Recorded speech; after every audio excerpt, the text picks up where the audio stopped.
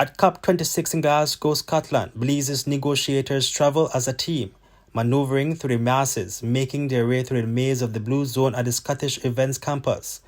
Today was Finance Day, and this year COP brought together a multitude of the world's businesses, investors, and finance ministers like Belize's Christopher Koyi.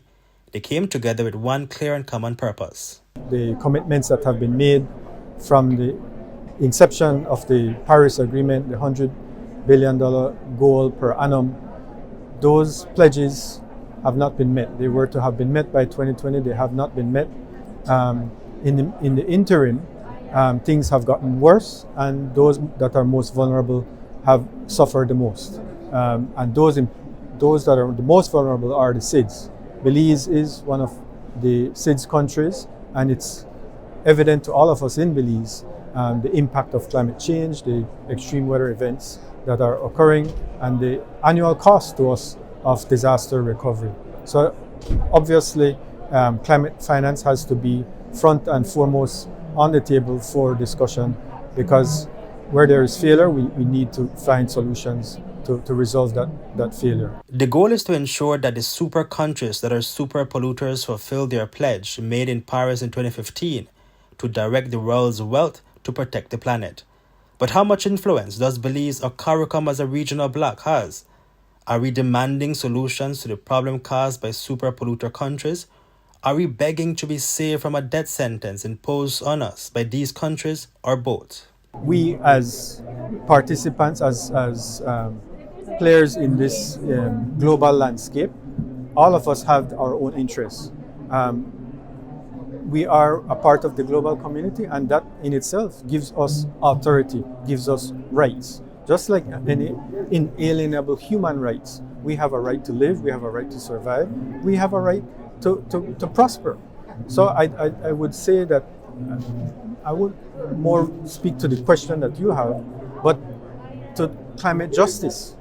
When we look at who has suffered, who has not, or who has suffered far less, it's clear that there is a basis for justice, a basis for climate justice. And I think the developed countries, many of them recognize that. In the world of climate finance, two important factors are looked at: adaptation, debt financing at lower rates, and mitigation, which involves grant funding.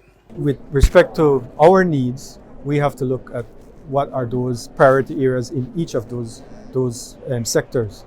So for mitigation, renewable energy.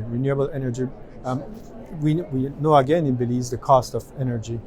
We import almost half of our energy, our electricity, from Mexico, and there are many levels where that is clearly not a position we want to have in the foreseeable future.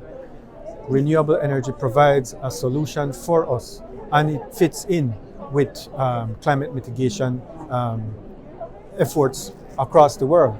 So in terms of seeking financing, we have to see how we can fit in to secure the requisite financing to enable us to ultimately become energy independent.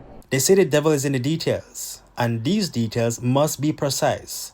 All T's must be crossed and all I's must be dotted. Literally, nothing can be missed. Belize is lucky that we have two expert ambassadors in this field, Ambassador Fuller and Ambassador Felsen, who have both been providing guidance to our negotiating team. So there are various teams from various government units, departments that are here to negotiate different positions. Is COP at this point only about the money?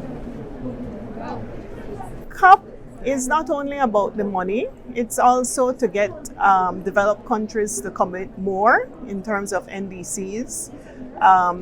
But certainly money, getting them to commit pledges is also a big factor at COP, especially for developing countries who are at the front line in the climate change, the effects of climate change. So yes, those are two important things that COP, we hope there will be positive outcomes.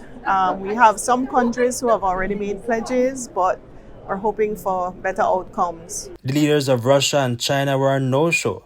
They are two huge polluters with very deep pockets. We would prefer to have maximum participation. These are key players in impacting on climate change. But I would say at the same time, we are here to express our interests, make our demands. We have a right to be here. We are among those that are most vulnerable. Belize is, I think, the 8th in the world exposure in terms of exposure to climate risk.